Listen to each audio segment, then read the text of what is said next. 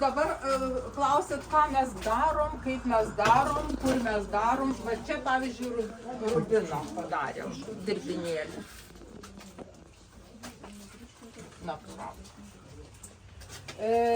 čia yra ametistų. Ne ametistų, akvamarino. Va, kur sakiau, jūrininkai mėgsta. Va, apyrankės su vėliam. Čia yra suverta ametistas.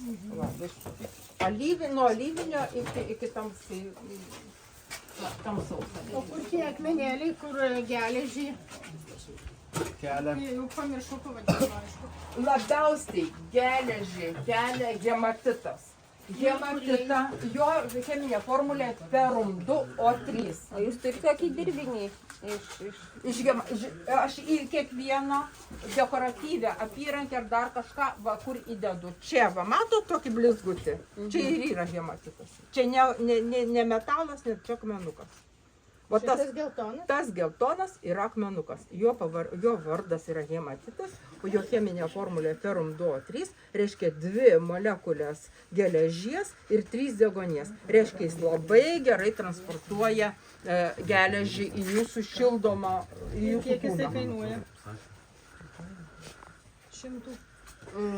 Ne, čia viskas, žinokit, ir normalios kainos. Čia iš dirbtuvių, jeigu perkam iš dirbtuvių. Pavyzdžiui, nu ten iki 15 eurų apyrankė. Labai normaliai. Nuo 12 iki 15 kažkur. Bet tai reikia išrinkti. Jūs tik apyrankę tokią turite?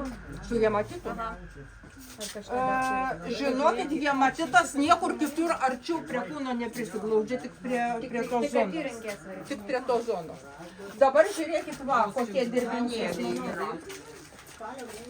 Va čia labai geras, va, kur labradoritas, kur jums labai patiko. Va kaip jisai gaminas. Jisai va, pagamintas, jis atrodo va štai taip.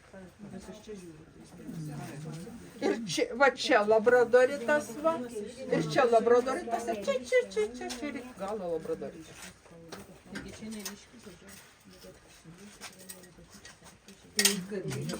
Čia jau mano kaip dailininkės, ododailininkės darbai yra individualūs.